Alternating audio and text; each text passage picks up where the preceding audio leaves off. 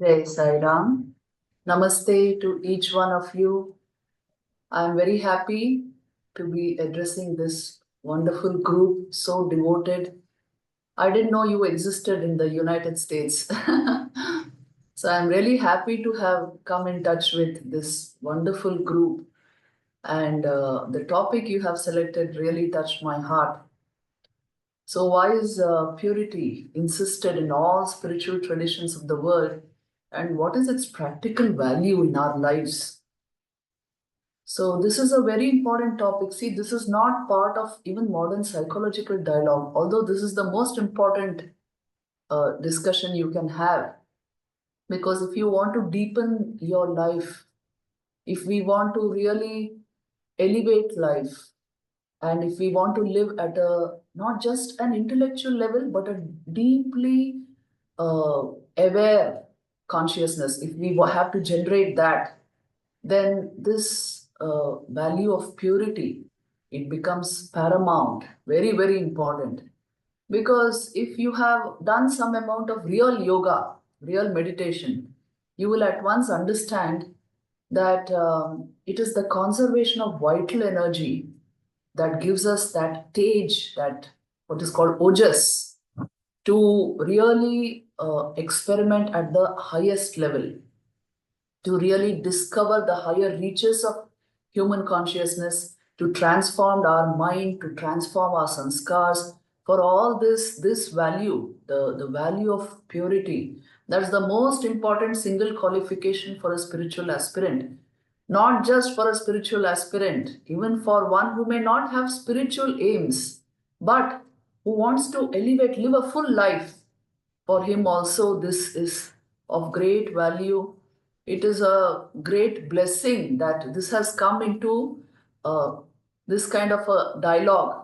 You have asked for it, and this charcha you are interested in. So I'm really delighted about that.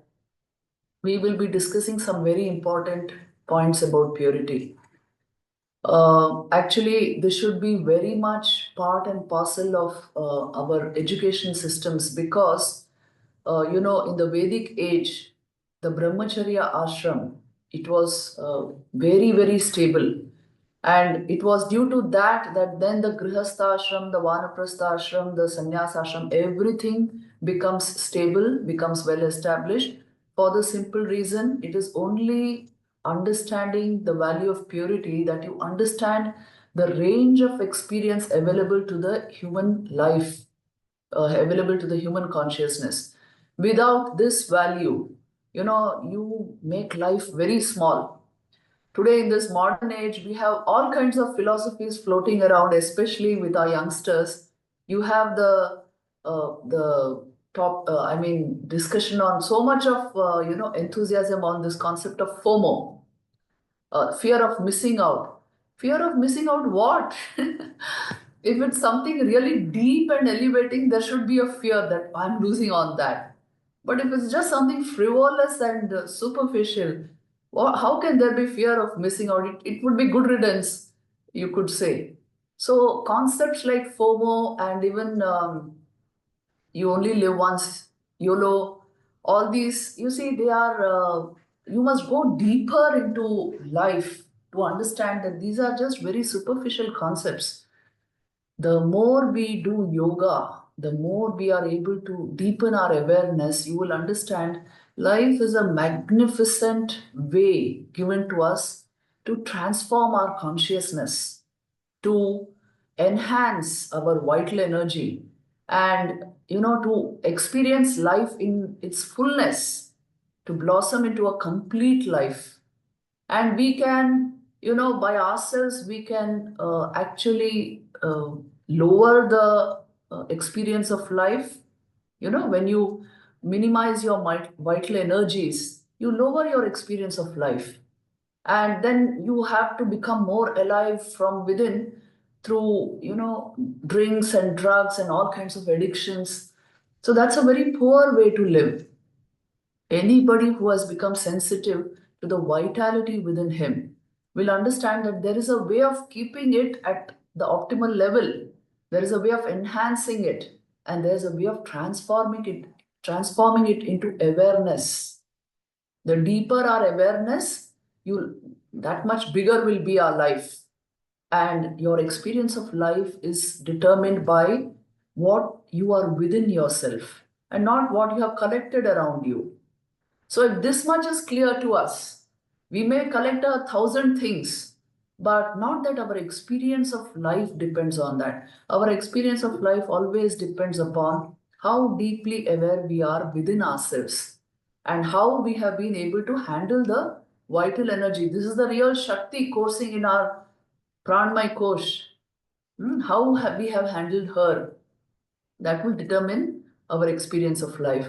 So it is very, very important for us to discuss this topic and understand some very, very, I would say, pertinent and relevant things, not just for the sadhak, but for a person, anybody you see is only looking for enhancing life, whether it is a great, your dream job or your dream house, whatever you are aiming at, it is only to enhance life.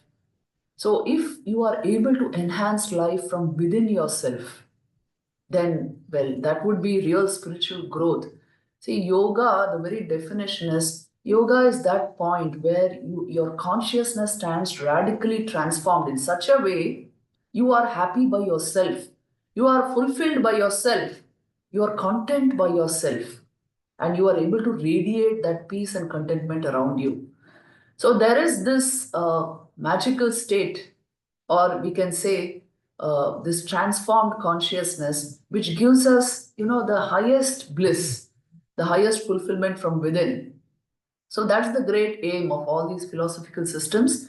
How do we uncover this? How do we understand our own system well? Because we have invested sufficiently enough in external sciences, isn't it? We have all kinds of comforts and facilities around us. But what is happening within us, that is really something we have to question.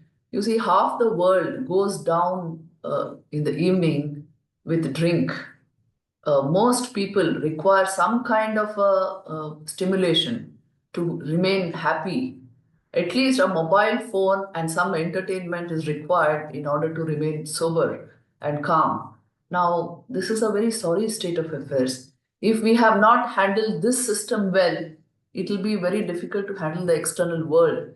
And nature is showing us where we stand. Actually speaking, you see the way you know it very well, climate change and all this. These huge problems are only happening because we have gone beyond this normal understanding that life is about give and take, life is about a sattvic mode of everyday living, life is about giving, life is about honesty, about purity. We have forgotten all that, or at least they have taken a backseat in our lives. That is why then all these immense problems crop up.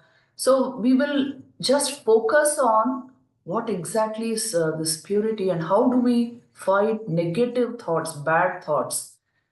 You must understand this. Fundamentally, yoga psychology will give you this idea that uh, there is a kind of energy flowing right within us in the pranmaya kosh. See, Vedant and Yoga, Sankhya, they look upon the human personality not just as body and mind, but composed of five koshas, five sheaths, as it were. Annamaya kosh is the body, Pranmaya kosh is the vital energy sheath, then you have Manomay Kosh. Manomay Kosh is the mind. Then you have Vijnanmay Kosh, which is the higher intellect. And then you have the Anandmay Kosh, which is the causal sheath. Beyond this lies the Atman, which you actually are, but functioning through these five sheaths. So this is the human personality paradigm according to Vedanta. Now your Pranmay Kosh is as it were the vital energy sheath that the Atman is enshrouded with.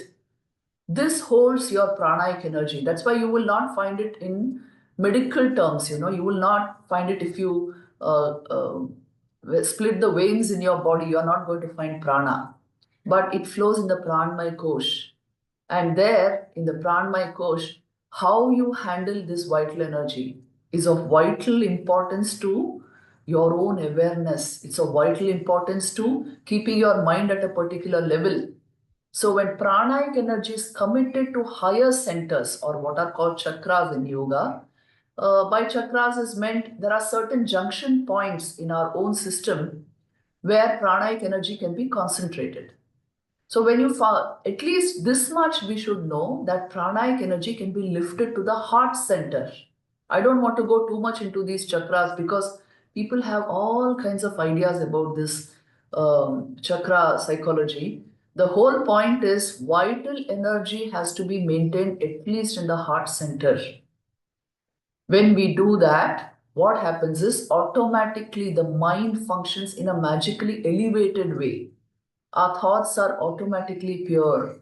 Our thoughts are elevated. Our thoughts are divine. Our thoughts move towards positivity.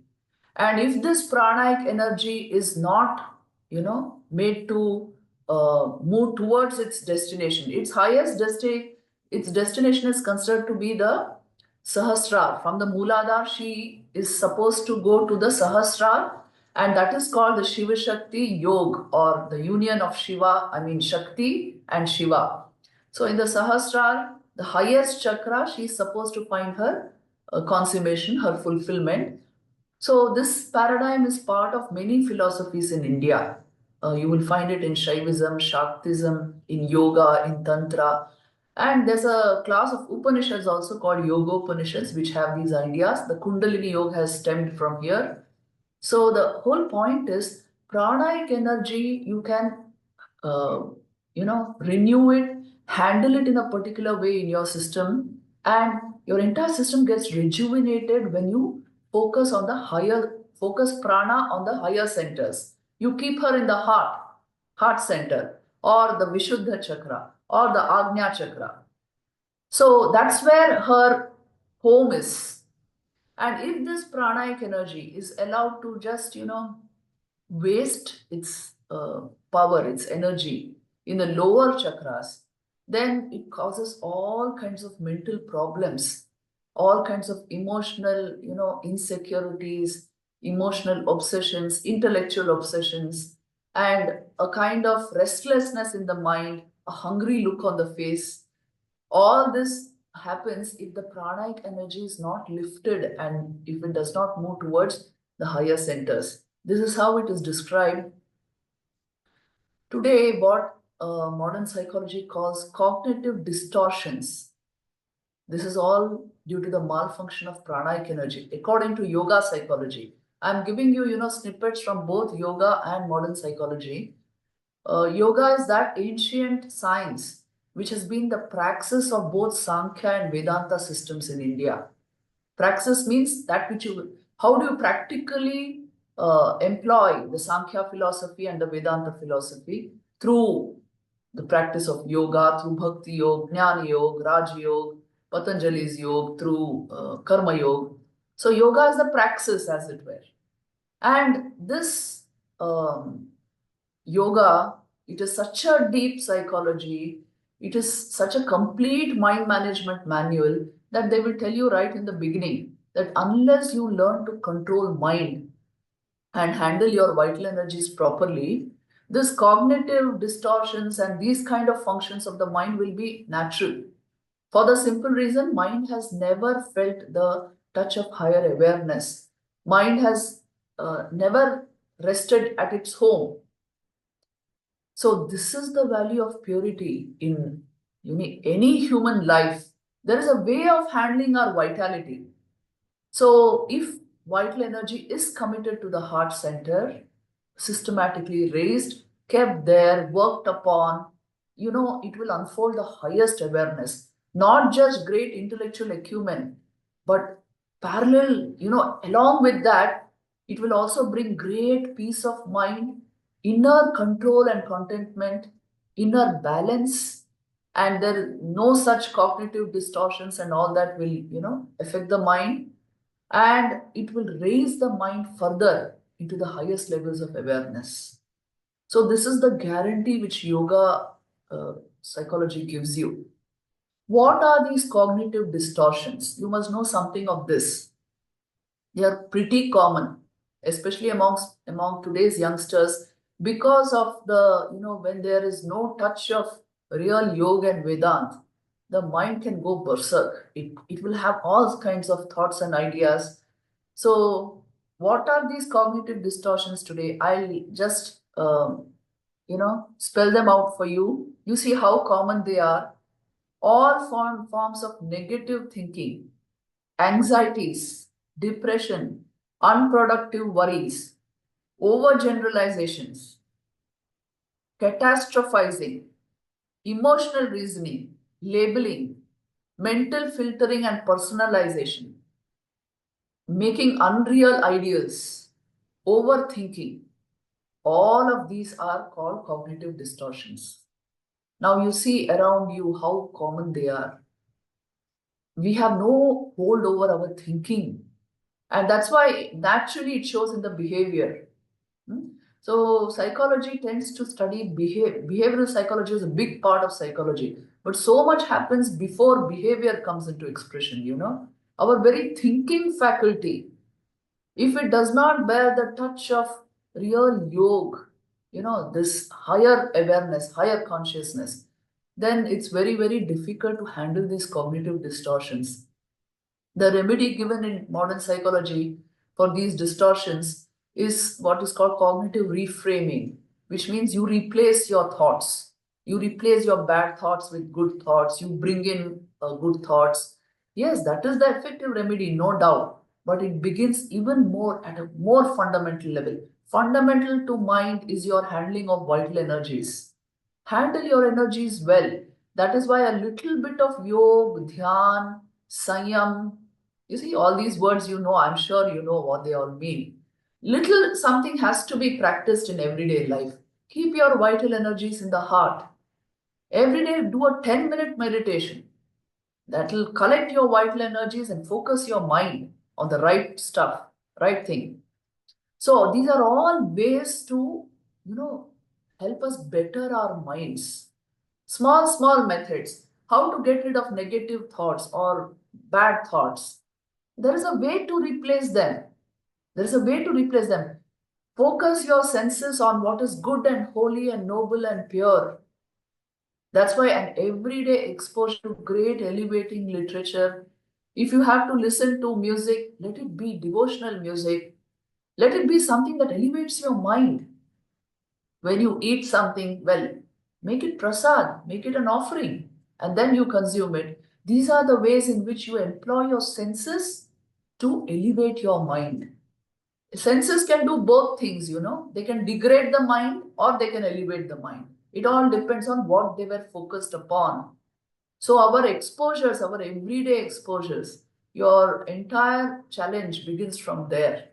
What is it that you are exposing the senses to? It's there beautifully there in the Upanishad. Ahara shuddho sattva shuddhihi. Sattva shuddho dhruva smritihi. What is the meaning? If the ahar is pure, ahar is not just what you eat. Anything you consume through the senses is ahar. What you see, what you hear, what you touch, what you smell, what you consume through the mouth, all of this is ahar for the mind. So if that is pure, the mind becomes pure. See what a beautiful finding it is. And then sattva shuddha dhruva smritihi. So when the mind becomes pure, it becomes capable of holding on to the right thing, of investing in the right way of life, of holding the right experiences in its memory. It will not falter. It will not give in to all kinds of impulses and negativities. It will not addict itself. So today's lifestyle requires this kind of a renewal, rejuvenation from within ourselves. There's something called a digital detox from time to time, just like how you require a digital detox for the mind. We also require the pristine state you derive from emptying mind of all things. See, all this constitutes purity. Purity means the mind goes back to its original state. What is its original state? What is the original state of the mind? The mind is nothing but thoughts dancing on a substratum of pure consciousness. That is what you're calling mind. So when you stop all thought forms, pure consciousness remains over. Pure consciousness remains over. That is purity. That is your real nature. That is the Atman. So a beautiful definition of yoga is chitta vritti nirodh. Why? Tada drashtu swarupe avasthanam. So that the witnessing awareness comes to the forefront. And if you don't do this, if you don't do this, then vritti sarupyam itaratra, which means otherwise the waves of thoughts will carry you away somewhere. So you quell them a bit, you still them a bit, so that the witnessing consciousness comes to the forefront. This is real purity. How do we practice this? See, yogena jnatavyo yogat pravartite. You can know yoga only by the actual practice of everyday practice of yoga. And that's how you proceed in yoga also. So that's why I insist on 10-minute meditation. So these meditations are very, very useful to still bring the mind to a standstill, at least for a second. At least for a brief moment, so that you understand the value of this stillness within you. That way we function even better, After a bout of real meditation, all your faculties get renewed and you function so much the better. So meditation is the way to attain great purity and this kind of deep inner conviction that life is meant for a higher divine purpose. And unless I learn to raise it towards that purpose, I am not going to be happy. I may collect all kinds of objects around me. I may have 10 houses, 25 cars. I may have a lot of jewelry. I may have a 6-7 figure salary. Still, I will not be happy if my vitality is not blooming forth, blossoming forth all the time, if my awareness is not deep. So please remember this. Happiness is a state of your mind, and happiness depends upon the blossoming of your awareness. It is an exponential function of your awareness. Unless we are deeply aware, nothing will keep you fully happy. Being only half alive means living only half a life. Please know this. So never reduce your vitality and let go of the negativity of life. See, there are a whole lot of things around us at any given moment of time which are impinging on our senses and mind. Now, senses are the gateway to the mind, as you know. So there are all kinds of, now you just go to the internet, you'll have all sorts of movies, all sorts of videos, all sorts of things coming in, but you will select. You will focus deliberately. I told you, ahara shuddha sattva shuddhi. Focus deliberately on the good and the positive. Focus on that which will really raise your mind, which will elevate life energy. So this is the way to purity. A little discipline in everyday life, commitment towards higher ideals. And the best way to do this, is to love good company, holy company, the company of spiritual people, the company of saints, their blessings, their company. It really raises the mind, because ultimately it's a game of sanskars. If you realize this in spiritual life, this thing really hits you as something very big. It is entirely a game of sanskars. The kind sanskars means deep mental impressions or imprints of past thought and action, which lie in the subconscious and which manifest as our dispositions and behavioral traits. So everything depends on our sanskars. Sanskar word, it's yet to come big way in modern psychology. We understand something by thought, vrittis, but we don't understand so much about sanskars. But the repetition of a vritti, a thought form, what happens? It becomes a sanskar. This very vritti becomes a deep mental impression. Now these impressions go and lodge themselves in the human subconscious, and then they are very difficult to remove. So unless our sanskars are themselves very positive and good, you cannot have a sustained, glowing spiritual life, an elevated life. We will keep going up and down, pendulating between the sublime and the ridiculous. So the whole of higher life means the purification of sanskars, the creation of that substratum for the mind, which will give rise only to positive, noble, healthy, beautiful, devotional vrittis. This is what you should draw from yoga psychology.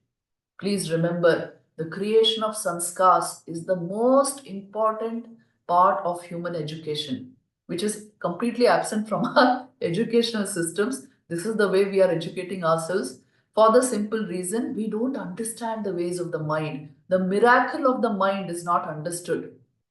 How our thoughts create every little thing in our life, even the people coming to us, our relationships, our job, on the job front, whatever we have to do, everything is affected by our thoughts. So take care of what you think. What you repeatedly think, you will actually become that. So it is very, very important to understand the nature of our thought mechanism and our sanskars to really establish ourselves in what we are calling purity. Otherwise, well, it's just a dream. Yes, like your dream job and dream home, even dream ideal it will become. So take care of this. Practically, spiritual life is the most practical thing. If there are impure thoughts in the mind, if there are impure bhavs in the mind, no relationship will work. You may create so many relationships, but they will all turn against you because you have played with somebody's vital energy. So the respect you give to the other person, the respect you give is the respect you are giving to the energy, the vitality in that person. This is only Shakti Puja. You are respecting the vitality there. So that's why committed relationships will lead to a healthy psychology and a higher life. But uncommitted relationships will lead to a drain of vital energy and low life. Finally, it can go to the animal level. So take care of this. These are all the practical points I wanted to give you for this topic. Today's young people experimenting with all sorts of things. But our established social institutions always taught us this, that this energy has to be handled properly, the vital energy. That is why the social institutions were established. That is why commitment in relationships was established. That is why marriage, the sanctity of marital life. So don't play with these things. You must never play with fire. You must never play with energy. You understand it and then respectfully handle it. So unless there is commitment in relationships, life will not be elevated. You lose upon the real flavor of life, the real taste of life. So take care of this. Teach it to your children, to your grandchildren in your own way. Bring these values into your family. This is very, very important. How do we practically bring it into the family? By teaching them to adore and worship the right ideals. See, all of you are devotees of Sri Satya Sai Baba, which is so wonderful. When you have Baba's picture in your home and you teach your children to bow down to that, automatically they won't bow down to the opposite. When you have Sri Ram and Mother Sita's picture at home and you teach them to bow down to that picture, automatically they are not going to bow down to the Shurpanakhas and Ravanas of society. This is the way we instill values. Teach them whom to adore. They will move away from the opposite automatically. That is why the importance of all these religious ideas, spiritual values, gradually you have to make them seep into the minds of the upcoming generations. Gradually. If you just tell it, they won't listen. You must do it at home. Do it at home. They will watch you. And at least 10 years from now, they will remember, oh, my mother used to do this, I should do it. My grandmother used to do this. I must do this. They will remember it. So do it at home, bring the atmosphere into your homes, and that is the way to instill the right sanskars. The sanskars required for the transformation of human consciousness, for the elevation of human life will come automatically if you do these small things at home. See, first thing what I told you, practical aid. Um, in your homes, keep holy pictures, have some form of worship. It will influence, it will bring positive energy into the home. It will influence everybody's mind. Keep some spiritual literature at home. Young people keep looking for books. Although most of the time may be spent on the screen, still they look for hard copies also. And if you keep something holy at home, that influence will fall on the child. So please do this. Then remember this, a family that prays together stays together. So every day, 5 minutes of unitedly you prayed or did some aarti or did some bhajan, something you did together, a huge spiritual value came into your lives. And your children will remember it. I'm telling you, 10 years, 20 years down the line, they will remember that you did this with them. Expose them to nature, take them into natural environments because that has a deep calming effect on the mind. So rather than taking them for a movie, take them into nature. Introduce music and one sport into their lives. The whole system has to be, rejuvenated. These are the ways to do it. And then instilling of sanskars. This is the most important challenge to modern parents. Yoga will tell you this, that the sanskars of higher thinking, bhakti and prajna, these have to predominantly come in spiritual life. If you want a higher life, then these sanskars have to be created, have to be formed and established and renewed again and again from time to time so that the higher life becomes possible. See, there are very many kinds of sanskars. You have what are called klesha sanskars. The afflictions of human life, they also generate sanskars for the human mind. You have vidya sanskars, you have bhoga sanskars, you have nirodha sanskars, you have karmashay.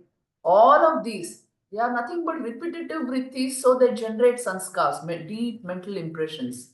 But the most important sanskars which really elevate human life are the sanskars of higher devotion, bhakti and prajna, higher awareness. So see how you can generate these sanskars. That's why I told you, lifestyle regulation is required. Every day exposure to scriptures. Your morning, first 1 hour goes in spiritual practice. For students, I usually say 15 to 20 minutes at least. The first 15 to 20 minutes of every day must go in spiritual practice.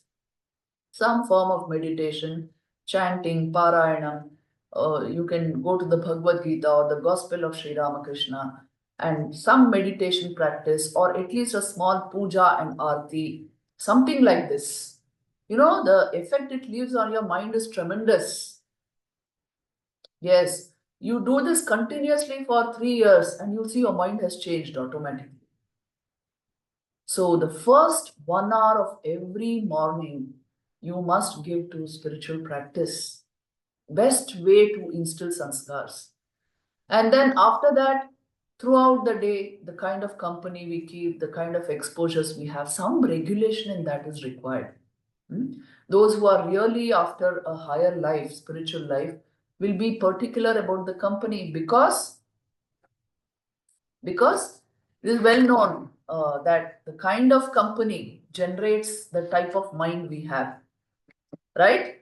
Our entire priorities, our thinking, all of this, so much of this depends upon the kind of company we have. So you must have heard of this saying, Satsangatve nissangatvam, nissangatve nirmohatvam, nirmohatve nischalatatvam, nischalatatve jivan mukti. Which is satsang only gives rise to nissang. Real satsang is itself detachment. And it gives rise to nirmohatvam, the rooted moha, impression of moha in us. This will dissolve with real satsang. And this gives rise to automatically the Nischala Tattvam. And once established in that Tattva, the higher truth of our own being, it will give rise to Jivan Mukti. Jivan Mukti is actual liberation. So it all begins from great company, holy company. So take care of this. Take care of this. Take care of this even for your family. Whom do we associate with? What is the kind of discussion we have? What are the exposures we have? All of this becomes important in the pure life. See, in all the great spiritual traditions of the world, they have insisted on all these practices. On an everyday basis, as we keep doing them, we keep creating the sanskars for the higher life. One fine day, you will see you are able to relish the name of God, the feel of meditation, satsang, and the scriptures. Now you have developed the higher taste. This higher taste is what takes us across. So, higher taste means now I consider this to be the priority in my life. I know in which direction to move. I relish in the name of God. So this is the higher sanskar which all these practices generate. And thus the manifestation of sanskars also is given in yoga psychology. See, I really don't know if there is such an in-depth psychology of the higher life anywhere on the planet. What I have found in yoga psychology is really spectacular. They are also describing the ways in which the sanskars play out, manifest in our mind. So there they have given out different stages. You might have heard of this, but I just mention it here. There is the prasupta avastha, udara avastha, vichinna avastha, tanu avastha, niruddha avastha, and dagdha bija avastha. Prasupta avastha is when the sanskars are not there, but not yet manifest. Then you have udara, they are sleeping as it were, but in udara avastha, now they slowly, the latent sanskar is now seen to germinate. Vichinna avastha, now it is coming into play. Now it's, vichinna avastha is, it's full-blown expression of the sanskars. You can say childhood is like the prasupta state, and then the young child becomes a teenager, udara state. Vichinna state is the state of uncontrolled youth. And then the tanu state. Through the practice of yoga, a disciplined life, gradually the attenuation of negative sanskars can happen. So that is the tanu state. The manifestation of the wrong kind of sanskar has been attenuated. And then through discipline further, it goes into the niruddha state. The wrong kind of sanskar is completely paralyzed, removed from the mind after some time. And then dagdha bija state is that state where it is as it were burnt up. It cannot germinate anymore. So the wrong kind of sanskars in us. What are the wrong kinds of sanskars? Kama, krodha, mada, lobha, moha, matsarya, the shadripus, the six enemies. These are the wrong kinds of sanskars in us. See, calm, lust, krodh, anger, mada, pride, false kind of pride, lobh, greed, moha, this infatuation, which many people call love, and matsarya is jealousy. All these can really grip the mind and ruin human life. So these sanskars, that's why they are called the Shadripus, the six enemies of man. Bhagavad Gita puts it beautifully. Kama esha, krodha esha, rajo guna samudbhavaha, mahashano mahapapma vidhenamiha vairinam. So these are all born of rajas, these negative sanskars. and know them to be your enemies here because they will destroy your life. They are narakas dwara. They are the doorways to hell. So get rid of these sanskars and manufacture those positive sanskars which will elevate human life. This is the message of all scriptures of the world. Please understand. The power of religion lies in its possibility in changing or transforming human consciousness. So we must understand this primarily. This very mind can become a real blessing, or it can become a real torment. Or it all depends on what sanskars, what food I gave it, and what sanskars I manufactured, and how I handle my vital energy. So that is why you see, if you have asked for purity, I think that's a great blessing. If you can really pray to God, oh Lord, make my life pure, make my mind pure. This is the real Ashirvad of the divine. You must remember this. He will become very pleased with this kind of prayer because this is the real inner treasure. You didn't ask for just outer treasure. You asked for the real inner treasure. God will be very pleased. Sri Ramakrishna used to say this, that one who will meditate on me will derive the treasures of my being. And what are his treasures? Vivek, Vairagya, Bhakti, this Bhav Samadhi, ecstasy of the highest communion with the Lord, God consciousness, Seva Bhav, higher life, higher consciousness, Prajna, and Bhav Bhakti. These are the glories, the treasures of the inner life which He will give us. If you meditate on God, His consciousness will descend into you. This is purity. So purity means it includes all of this. How exactly my mind can be made divine, can be made focused on the highest, and how each sanskar can be transformed. See, there is no shortcut in spiritual life. The mind has to be worked upon. Otherwise, this very mind can drag you down also. Yes, this very mind can become a god or can become a demon. It all depends on what sanskars I generated. That's our real bank account, our permanent bank account, because that is what is going to go with us. Only two things go with us, our sanskars and our karma phal. So take care of them. Invest in them. They're very important. So this is what purity pertains to. Keeping the mind clean, keeping my bhavana chinta clean, keeping my bhavas pure, radiant, devotional, and keeping the body pure. That's why I said relationships should be committed. Then only they will work for you. They will enhance vital energy. They won't deplete my vital energy. This is the prime importance of marriage in human society. Marriage is meant to enhance human energy. In the Hindu marriage, it is considered a sacred act, a sacrament. It's not a contract. It is called Mangalya Bal, which means it gives you bal, it gives you greater strength. Two people function as one person because the vitality becomes one. But if there is no commitment in relationships, the vitality will only get drained, depleted.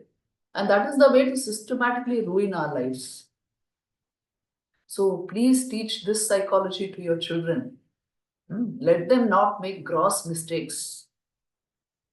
Unless all scriptures of the world will speak of this, bhava samshuddhi and commitment in relationships.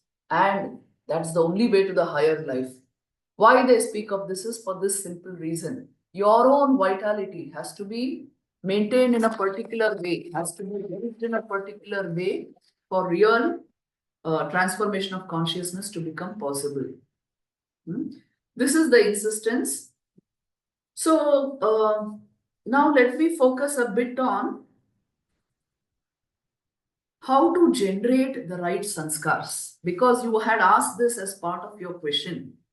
See, in Hindu uh, philosophy and also in our culture, we have had something at least about 40 sanskars, which were actually rituals or sacraments performed in order to instill specific sentiments in the human mind. Isn't it? There used to be so much jata sanskar, even vivaha was a sanskar. There was the sanskar of giving the Gayatri at the age of 8, Upanayan sanskar. Others, there were about 40 sanskars. Later on, they were reduced to 16, which means at particular periods in a person's life, you are performing particular rituals or sacraments, some way of driving home certain sentiments into the mind so that the mind tends to function along those lines. The mind gets imbued with those ideas and ideals. Now, today we have lost touch with these traditional forms of sanskars. Many homes I have seen, they skip only one or two sanskars they perform. The rest, they just take it for granted.